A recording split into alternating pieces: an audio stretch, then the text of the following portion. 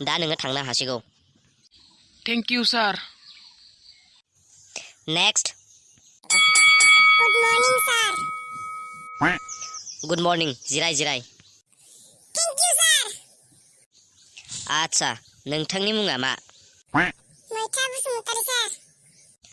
आच्छा, नोंथाङा मानि थाखाय फैदोंमोन? इन्टारभिउ साखरिनि थाखाय सार।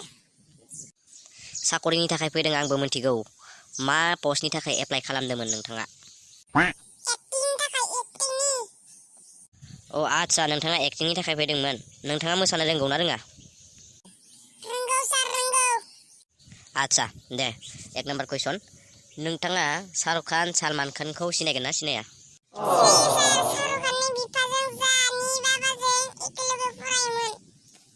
शाहरुख खानआ आंनि साननै उनाव जन्म जादोंमोन। शाहरुख खाननि आं सिनियर। आच्छा, बिदिसो होमबा? साराबो आंनि जुनियरसो। नोंगौ नामा? थिग दोङो बिदिब्ला। गेगां ओरै फैनायसाय। अ सार, मानोबा लेंहरदोंमोन? अ आंनो साहा कापसे लाना फैनायसाय। आंनोबो लाबोफा। नोंनोलाय मानो लाबोनो? आं नोंनिफ्राय सिनियर। सार, बियो बाराद्राय बुंगासिनो, बाराद्रायखौ आं खोनासंनो हाया, होख्लायगोन आं दानो बेखौ। सार, बियो बाराद्राय बुंगासिनो, दानो दाहारा मुरा सिफायना हरनांगोन नामा सार? नायगासिनो दं आं बेखौ। सार, अर्डार हर, दानो गोरना सोरना बसना हरगोन बेखौ। मा बुंदोलै नोङो, मा बुंदो?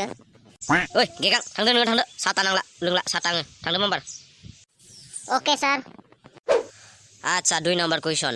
बयनिस्राय अखा गोलैनाय जायगाया मा? बयनिस्राय अखा गोलैनाय जायगायानो जाबाय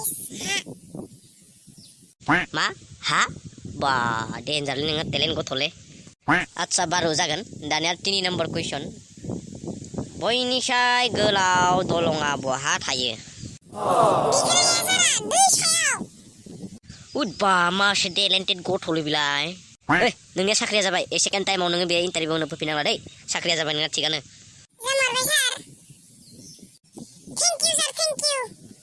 दिनैनिफ्राय नोङो बे सेकेन्ड टाइमनि थाखाय इन्टारभिउआवनो फैनांला। नोंथांखौ जोङो लेंहरगोन, नोंथाङा उनाव फैनांला दै। अ थांनो हासिगौ नोङो दे, लेंहरगोन आङो।